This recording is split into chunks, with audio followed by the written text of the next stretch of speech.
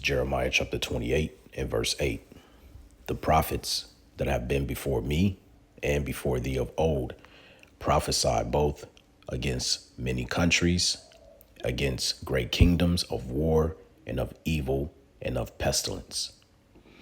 All praise, glory, and honor be to Yahweh, Bahasham, Yahushai, Bahasham, Rakah HaKodash. Double honors to the apostles and elders of Great Millstone, better known as GMS, who rule well and teach well. Peace and salutations unto the hopeful elect, the tabernacle of David, started with the 144,000, and the rest, Salakia, the rest of the men, women, and children out of the 12 tribes whom Yahweh Bashem Yahushai will ultimately have mercy upon in these last days. All right. And I'm your brother Montezabath, residing from the branch of the Great Millstone here in Melbourne, Australia. All right. And yeah, this is going to be a pretty interesting topic, because what I want to do is I want to go into just give me a second here. Let me fix this cord so it doesn't get tangled, because I'm just got my phone on the charger, so Salakia. But basically the title of this lesson is going to be the prophetic stage setting equals geopolitical conflicts and economic manipulation. All right. And I just want to, report on the things that this morning the Spirit had me to go and find and tie all the pieces together and to show you what's really going on behind the scenes. All right. Because we are in some pretty serious times, but you cannot be distracted from what we are being told in the media in terms of,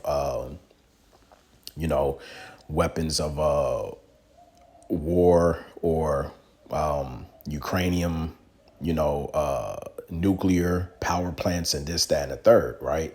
That's just all for show. Okay. And so what I'm going to try my best to do, based upon the information I was able to gather, I'm going to put it all in this lesson to show you what's really going on behind the scenes. Because make no mistake about it, the end game for Esau, beginning with the top banking elite families, is to establish their new world order.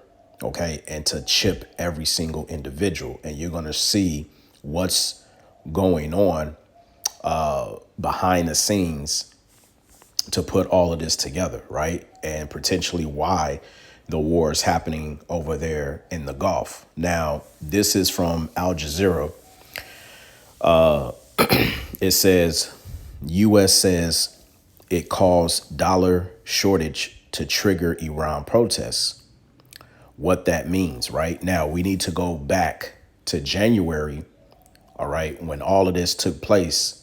And what they're not telling you is that the Trump administration, they actually engineered for this collapse to happen, right? Now, before we get into this article, I'm going to pull up a video by, General Wesley Clark, who gave us the itinerary on the 7 countries that U.S. wanted to invade and take over, right? And we are now down to the last country, be that of Iran. Now, keep in mind, and I will say this because I said this on previous other lessons that I've done in the past. When you look up the Iranian government and their banking system, they are the last country that U.S. wants to control that does not have ties to the Western central banking.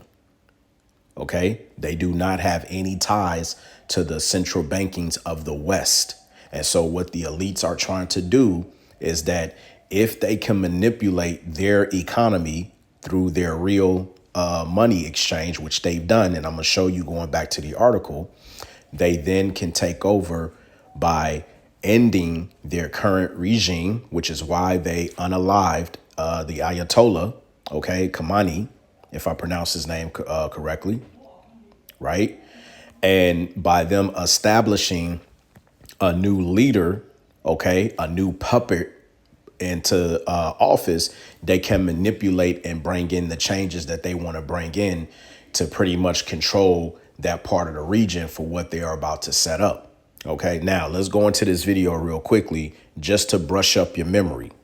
Right after 9/11, about 10 days after 9/11, I went through the Pentagon and I saw Secretary Rumsfeld and Deputy Secretary Wolfowitz. I went downstairs just to say hello to some of the people on the Joint Staff who had used to work for me, and one of the generals called me in. He said, "Sir, you got to come in. You got to come in and talk to me a second." I said, "Well, you're too busy." He said, "No." He says, "We've made the decision. We're going to war with Iraq." This was on or about the 20th of September. I said, "We're going to war with Iraq. Why?" He said, "I don't know." He said, "I guess they don't know what else to do." So I said, "Well, did they find some information connecting Saddam to Al-Qaeda?" He said, No. He says, "There's nothing new that way. They just made the decision to go to war with Iraq." He said, "I guess it's like we don't know what to do about terrorists, but we've got a good military and we can take down governments." And he said, "I guess if the only tool you have is a hammer, every problem has to look like a nail." So I came back to see him a few weeks later, and by that time we were bombing in Afghanistan. I said, "Are we still going to war with Iraq?" And he said, "Oh, it's worse than that." He said, he reached over on his desk, he picked up a piece of paper, and he said, I just got this down from upstairs," meaning the Secretary of Defense's office today, and he said, "This is a memo that describes how we're going to take out 7 countries in 5 years, starting with Iraq and then Syria, Lebanon, Libya, Somalia, Sudan, and finishing off Iran." I said, "Is it classified?" He said, "Yes, sir." I said, "Well, don't show it to me." Right. And now let me fast forward a little bit, because the last country that they want to take down is Iran, right? I think it's right here. Because they don't want to legitimate a government that they've been trying. Our administration has rations for Iraqis who need medical attention. All right, we'll start it here. That's not an offense that you can go to war over, perhaps, but it is an effort to gain influence. And the administration has stubbornly refused to talk with Iran about their perception, in part because they don't want to pay the price with their our U.S. domestic political base, the right-wing base, but also because they don't want to legitimate a government that they've been trying to overthrow. If you were Iran, you'd probably believe that you were mostly already at war with the United States anyway, since we've asserted that their government needs regime change. So, and we've asked Congress to appropriate $75 million to do it, and we are supporting terrorist groups, apparently, who are infiltrating and blowing up things inside Iran. And if we're not doing it, let's put it this way, we're probably cognizant of it and encouraging it. So it's not surprising that we're moving to a point of confrontation and crisis with Iran. And that's all we need, all right? And so I believe this was dated back around 2007, all right? So nearly almost 20 years ago, right? So now that brings us over back to this article, okay? And again, the title says, U.S. says it caused dollar shortage to trigger Iran protests. What that means. In a stunning admission, U.S. Treasury Secretary Scott Bessent said Washington engineered a dollar shortage to send the Iranian rial into freefall that culminated with protesters taking the streets. And we saw this back at the start of the year, right? And again, we just have to go back over some of these talking points so that we can be able to link it all together so that you, Akim, can see the bigger picture as to what's really going on. It says, United States Treasury Secretary Scott Bessent has claimed that Washington engineered a dollar shortage in Iran to send the rial into freefall and cause protests on the streets. In December and January, Iran was faced with one of the biggest anti-government protests the country has seen since the Islamic Revolution of 1979, prompted by the severe economic crisis. Okay, and notice these key words, right? So let's get to the point. What is a dollar shortage? It says a dollar shortage refers to when a country does not have enough U.S. dollars to pay for things it needs for the rest of the world. The U.S. dollar is the main currency used in global trade, especially for oil, right? Now, What you have to understand, Iran, they pretty much have control over the Strait of Hormuz to allow for ships and so forth to pass through, right? And it has been said that over 60% of the global's economy is based upon that trade route within the Strait of Hormuz. So when you collectively shut that down, that's going to cause a global economic failure, so to speak. Okay. And I'm going to show you guys more proof to show you that they're controlling this. And when I say they, I'm talking about the elites. Okay. So it says the US dollar is the main currency used in global trade, especially for oil, machinery, and loan repayments, which means countries need a steady supply of it. Right now, it says here, if exports fall and sanctions block access to the U.S. Financial system, dollars can become scarce. As a result, the local currency weakens, prices of importing goods rise, and inflation worsens. You see that? And I did a lesson about maybe a couple of days ago about how this is going to set up for global economic catastrophe, because part of the ships coming across and dropping off those supplies, the oil, another key indicator is fertilizer, which is it goes back to the nitrogen gas that's used to make up the formula for the fertilizer in order for farmers around the globe to start planting, because we are in a time of planting because spring is upon us. So if they don't have the fertilizer to be able to plant their crops within the next 6 to 8 months, there's going to be a global famine. OK, and you're going to see how all of this is done by design. Right. So it says in Iran, a dollar shortage was engineered by simultaneously blocking the two main channels of foreign exchange inflow, and oil experts and international banking access, said Mohammed Reza, an economist at Germany's Marburg University. The U.S. did this by imposing sanctions on Iranian oil, meaning anyone buying or selling it will be subjected to punitive measures. Given Iran's dependence on oil for revenue, economic sanctions on its oil can create a severe FX constraint. Right now, let's drop down. We're going to cut through the madness and we're going to get straight to the points.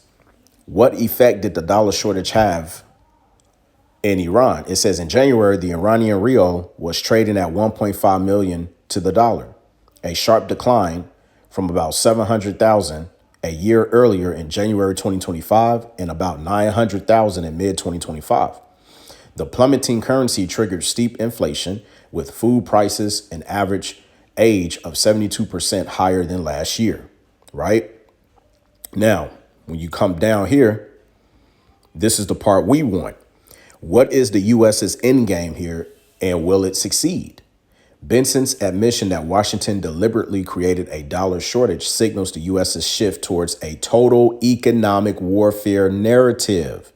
This is the main point, because remember, we are heading to a digital era, okay, where they're going to establish a digital ID system to where, in order for this to come into fruition, they would purposely need to crash the dollar.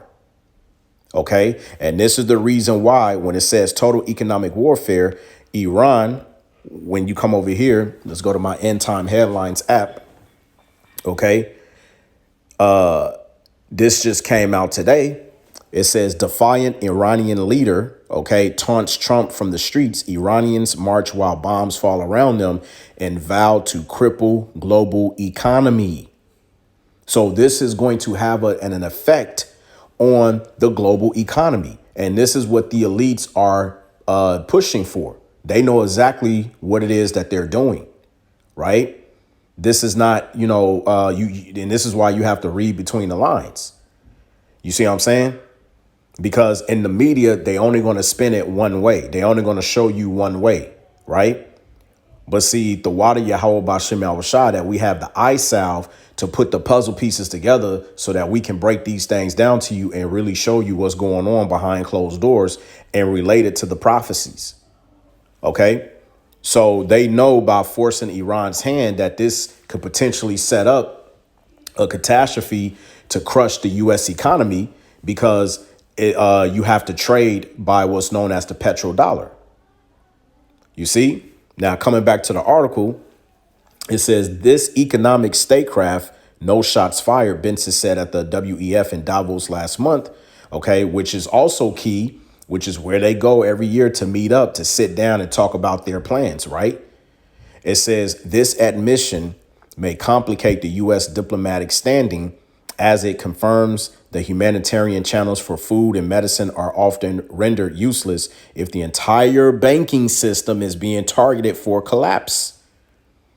Because keep in mind, Iran does not have a central banking system that is controlled by the West. They need control over that region because there's another key part to all of this that I'm going to show you why this war is very vital. OK, and they didn't want to, really drop bombs on Iran, but they had no choice. They were put into this conflict, and really it wasn't them. It was the will of Yahweh Bashim Yahushai because, OK, his determination is to gather the nations for war.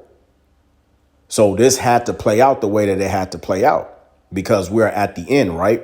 But not getting ahead of myself. It says Bruce Fein, a former U.S. Associate Deputy Attorney General who specializes in constitutional and international law, told Al Jazeera that this type of economic coercion is as common as the sun rising in the east and setting in the west, pointing to economic sanctions against Russia, Cuba, North Korea, China, and Myanmar.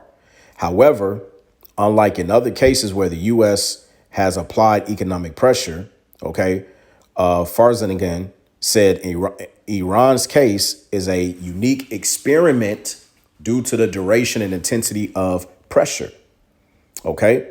So down here it says with a U.S. Armada currently stationed in Arabian Sea, the U.S. and Iran are in talks to diffuse tensions, which we know that didn't go too well because look at the situation we're in now.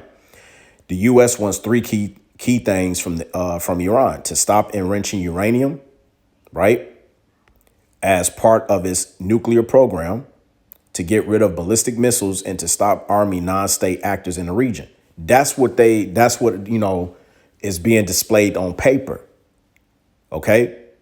That's what's being displayed on paper.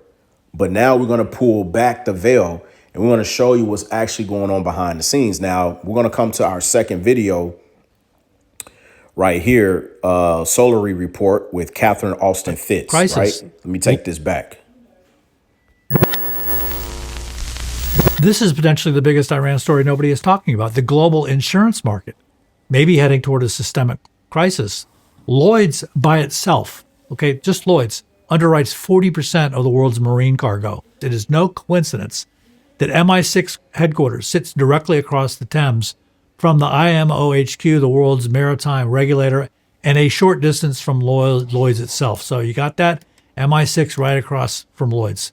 If Lloyd's pricing advantage flows from MI6 and MI's best intelligence flows from the U.S., what happens when that data pipeline gets throttled? It is not a huge leap to conclude that the submarine cables linking Langley to London have gone dark. Other insurers see Lloyd's numbers and assume the diligence was done. They price accordingly, but now Lloyd's is out of the action. This means if London is suddenly flying blind, it's not just Lloyd's policyholders at risk, it's the entire global reinsurance chains. The cancellation of war risk coverage on ships isn't the crisis, it's the canary. So the London insurance companies shutting down insurance was what shut down the Straits. So everybody's saying the Iranians shut down the Straits military. No, it was the insurance companies. But the insurance companies didn't shut down traffic through the Straits. They shut down the Western traffic through the Straits. As long as Iran and will allow China to tanker through, and they're not dependent on Western insurance, they're fine. And that's the point. Okay, they shut down the western part. Okay, because the West is going to suffer globally from an economic standpoint, and this is what they're trying to do strategically. Right? Let's take it back. No, it was the insurance companies. But the insurance companies didn't shut down traffic through the straits. They shut down the Western traffic through the straits. As long as Iran and will allow China to tanker through, and they're not dependent on Western insurance, they're fine. And so we're back to independent payment channels. If the Chinese and Russians have independent insurance channels, London can't shut them down. And I go back to the number one thing that has determined the reserve currency for the last 500 years is who controls the sea lanes. And bingo, there it is. When you control the sea. And does not it tell us in Revelation, the 18th chapter, how the nations got rich off of Babylon? See, when you have control of the sea channels and stuff, all right, you pretty much control the world globally. You see? So they have the power just by them allowing for the insurance companies in London to shut access to the West only shows you strategically they know exactly what they're doing on the left hand side, and they're trying to purposely crash the dollar. Let me take it back a little bit. Hear what she's actually saying. They're not dependent on Western insurance, they're fine. And so we're back to independent payment channels. If the Chinese and Russians have independent insurance channels, London can't shut them down. And I go back to the number one thing that has determined the reserve currency for the last 500 years is who controls the sea lanes. Now it's the satellite lanes and the sea lanes, which is why the model is getting more expensive. But the fundamental control is the sea lanes. Now, China has been building, roads and railroads across the Silk Road so that they can traffic back and forth, by the land bridge. And so I don't know how much or if they can take any oil by the railroads. I just don't know that. But if China has stockpiled enormous amounts of oil for the last year, knowing this was coming, so between their stockpiles, but if they can keep the tankers moving for both Saudi oil and Iranian oil, and remember, Saudi oil is 5 times as big as the Iranian oil. So the big question here is how much Saudi oil can China keep coming through? Because if it's enough, you can't squeeze them. That's right. Now, the spirit had me to go through the comment section, all right? And I stumbled across this one particular comment that was posted 4 days ago by Alan Zamora 6504. Now, he said, could the war being fought be not for the control of oil, but control of the economy, financial system with the hidden optic fiber cables in the Strait of Hormuz? Is this how the administration is going to wipe clean 40 trillions in debt? And the answer to that is absolutely. And I'm going to show and prove it to you. This is what they are doing to crash the economy. Okay. Now you may say, well, what does fiber optic cables have to do that is being hid in the Strait of Hormuz? Well, I'm going to show you what it has to do. Right. So when I looked it up,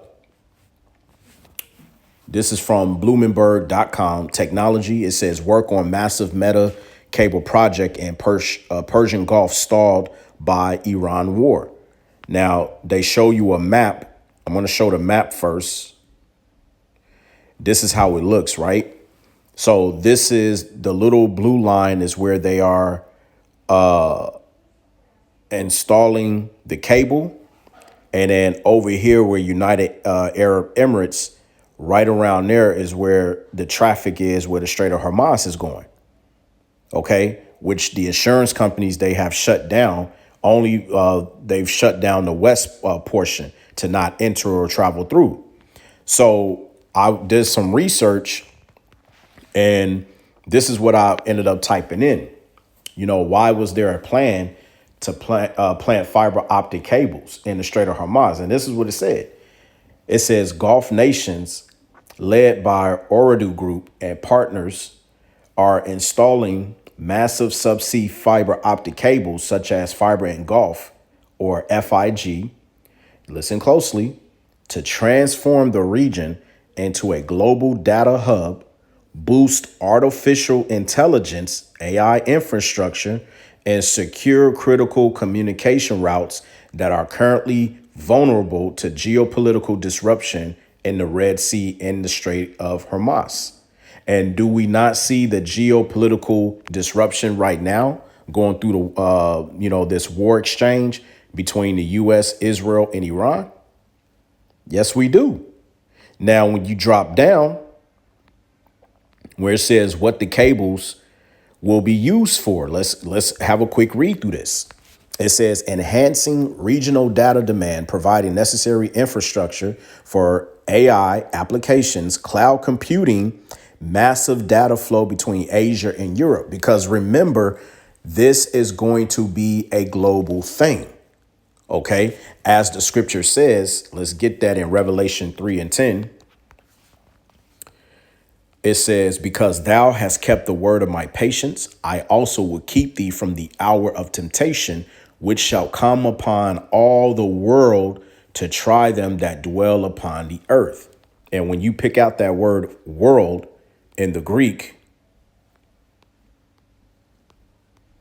all right, the Greek word is oikumene, which means the whole inhabited earth. So every living single person here, no matter where you are stationed, no matter what country you live in, you're going to be tried by the hour of temptation, which is really going into the microchip in order to take part of this new world order. Okay, you got to understand that. This is the reason for the cabling infrastructure. It says strategic redundancy, creating alternative data paths to bypass choke points, the Red Sea and Hormuz, which are vulnerable to conflict and ship traffic damage. So they knew all along. It says digital transformation, supporting 5G expansion, data centers, fintech, Internet of Things across the GCC, right? And then economic diversification, shifting the regional economy from solely oil dependent towards digital technology and data hubs. Now, here's what are they? Hold on. It was something, and I think they took it away. Hold on. They may have, let me see.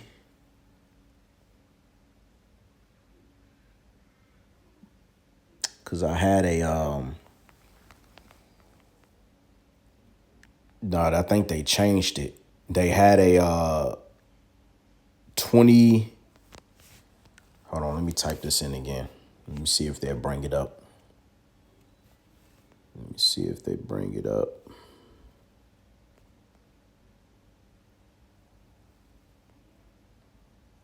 Okay, well, basically what I'm looking for, Akim, is when I first typed it up, they had digital artificial intelligence 2030 agenda. That's the reason. That's what I wanted to bring out within this lesson. But it looks like they freaking took that part down. Right. And matter of fact, let me see if I can resend it and get it up on my phone. Just bear with me real quick.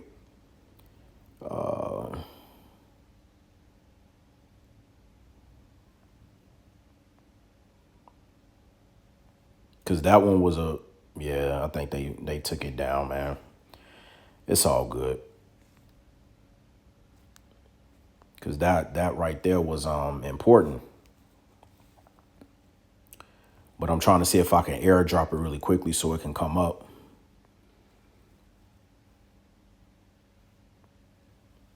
Let me see. I'll try one last time. I should have screenshotted it.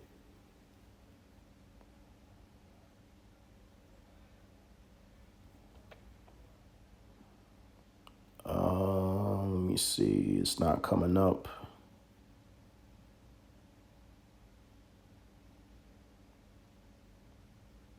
All right, I'm gonna try one more thing. Let me try to type this in for what I remember. Let's see, 2030 project.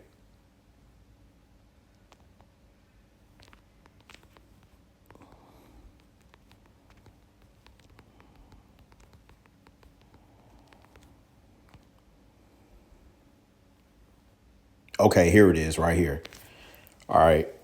So it says Saudi Arabia's Vision 2030 initiatives, particularly gigantic giga projects like NEOM, the Line, and Red Sea Global, are driving an unprecedented massive expansion of fiber optic infrastructure to support 5G, IoT, and smart city technologies.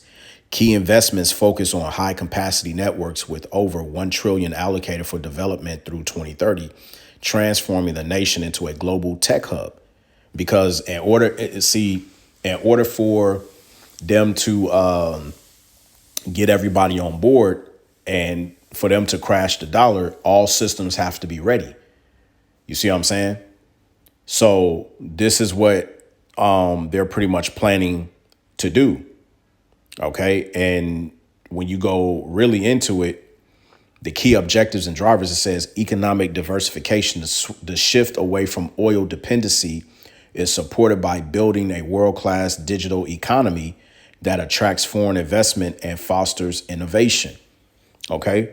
That's the reason why they had that deal with Saudi Arabia with the petrodollar. Okay. But see, that's no longer working. So they're trying to get away from the dependency on oil and depended on the digital economy instead. You see, and this is what's really going on behind closed doors, because everything leads back to what John the Revelator saw. Okay. Where it says Revelation 13, let's go there. Revelation 13 and 16. This is what John the Revelator saw. This is what it's all about.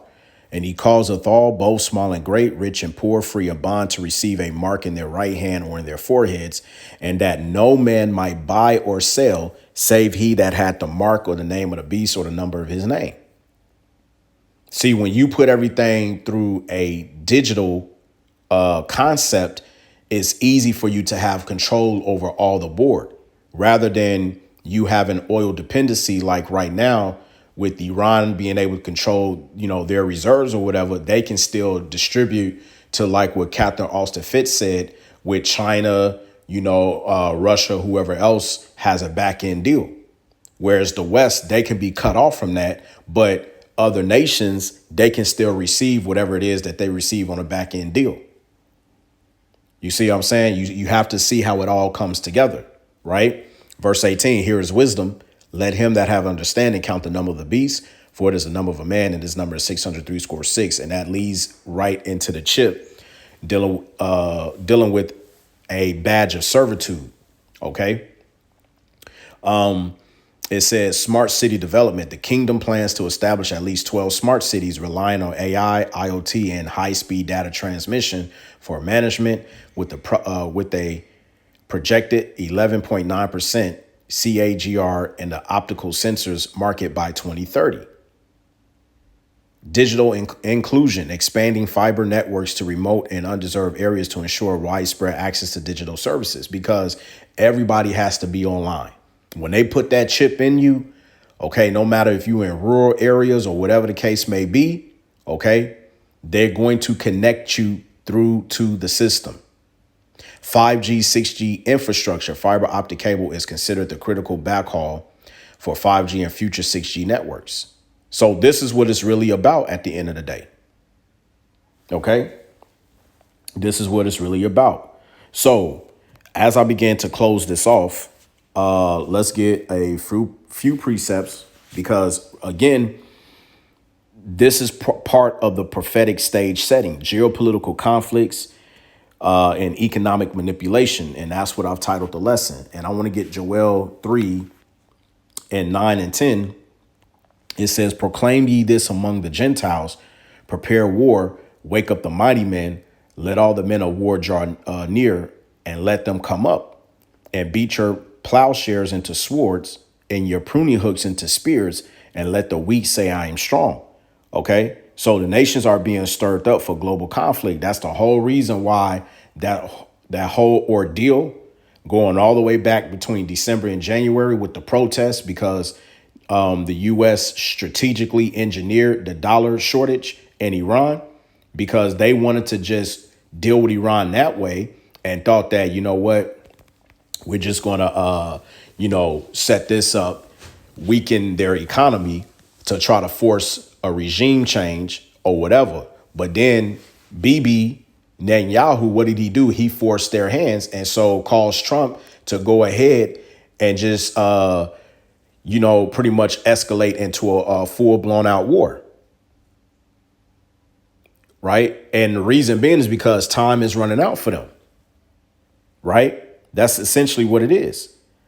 And with these nations now, what's happening is when you bring this precept into the mix, what's the situation between Iran, the U.S. and Israel? What is it causing? The other nations are now watching and they're getting mad, such as North Korea. OK, Russia has entered the chat. OK, China is helping also with this drones technology and everything. So small or sanctioned nations gaining military strength fits the prophecy of weaker nations saying, I am strong. That's what you have to understand. OK, let's get another one. Let's get Zephaniah chapter 3, verse 8. Therefore, wait ye upon me, saith Yahweh, until the day that I rise up to the prey. For my determination is to gather the nations, that I may assemble the kingdoms, to pour upon them my indignation, even all of my fierce anger, for all the earth shall be devoured with the fire of my jealousy.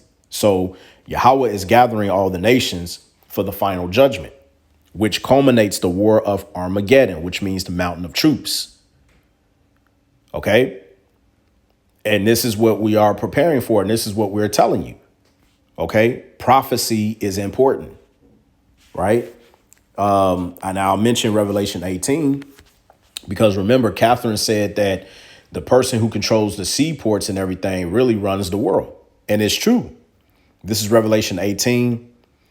I'll start at the top. It says, and after these things, I saw another angel come down from heaven, having great power, and the earth was lightened with his glory. And he cried mightily with a strong voice, saying, Babylon the great has fallen, and has become the habitation of devils, and the hold of every foul spirit, and a cage of every unclean and hateful bird.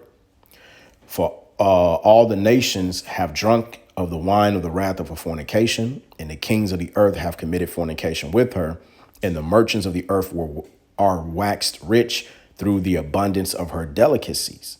So America, which is Babylon the Great, dominates global trade and finance.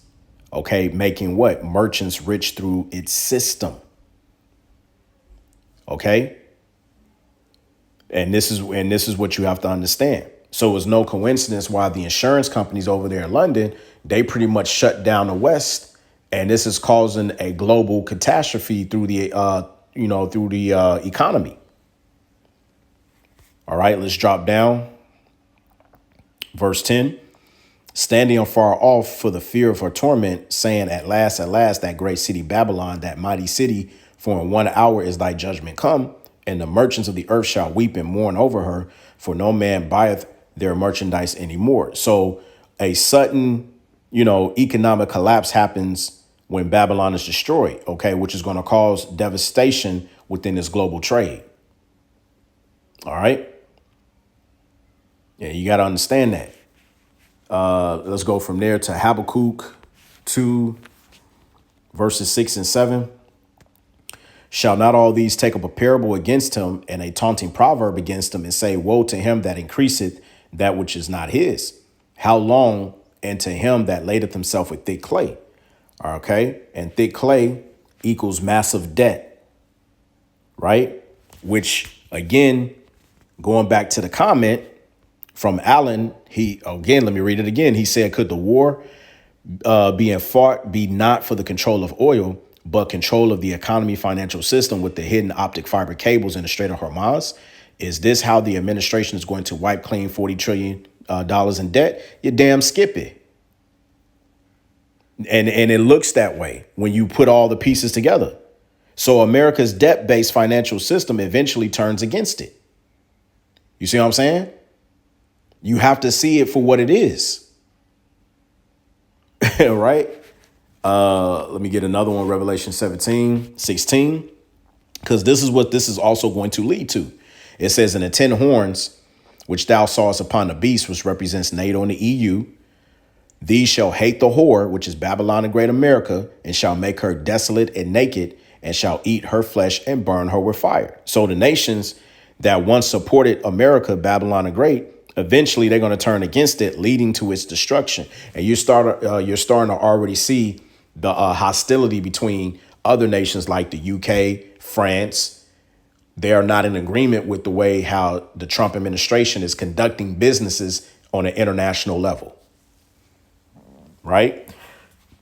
So, and then we already, brought out Revelation 13-16, because after the collapse of the current system, the elites, they're going to attempt to implement a total economic control through the MOTB, which is the microchip. That's what it's mainly all about. You see? And then you have other prophecies, Ezekiel the 38th chapter, okay? Going into Russia being a guard to all the nations. Okay. And, Persia is mentioned among them, being that of modern day Iran. Okay. Specifically mentioned because it involves end time conflict. You see what I'm saying? So just to, kind of bring it all home, you have, economic pressure. Okay. Which is why they engineered a dollar shortage. Okay. Causing conflict, also putting sanctions. Okay, pretty much the Western powers, they're trying to weaponize the dollar system. Why? Because they need to crash it. And then the nations outside that system, like Iran, historically, they become targets. Keep in mind, as I stated, Iran does not have a central banking that is controlled by the West. Hence the reason why they want a major regime change so that they control it. Then you have war escalation, which was also prophesied. You should hear of wars and rumors of wars. So regional conflicts expanding in major global war, which is going to lead to what? World War III, which fits back in what? Joel 3, Zephaniah 3, okay, nations being gathered. And then on top of that, we spoke about what? Collapse of the Babylon's economy. That goes into what? Debt, war, global retaliation, which all theoretically is going to lead to Babylon the Great's fall. You see? Your global trade collapses, which is what we read in Revelation, the 18th chapter. Okay, then you got what? The elites, they trying to attempt global control. In response to the economic chaos, they're going to push a new financial system. That's why, again, as you see here, how it says that Iran vows to cripple the global economy, the elites know exactly what they're doing. They know exactly what they're doing because in response to this, boom, we can set up a new financial system. And this is going to lead us right into the MOTB system. Okay, so the final judgment with all of this, okay, we know Yahweh Shai Hamashiach returns, destroys the armies that are gathered against them. Revelation 19, 2nd Esdras the 13th chapter, right? Babylon is destroyed by what? Thermonuclear fire, 2 Peter 3 and 10. So to give one last precept and close out, let's get the book of Luke 21 and 28. It says, "And when these things begin to come to pass, then look up and lift up your heads, for your redemption draweth nigh." So the chaos in the world, it ain't random.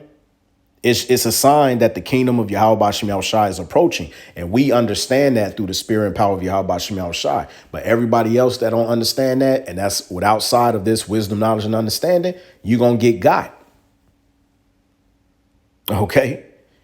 So I'm gonna leave it off there. I pray that this lesson was edifying and straight to the point, and hopefully you brothers got something out of it.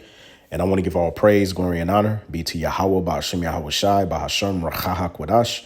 Double honors once again to the beloved apostles and elders of Great Millstone, better known as GMS, who rule well. Peace and salutations unto the hopeful elect, the tabernacle of David. Shalom.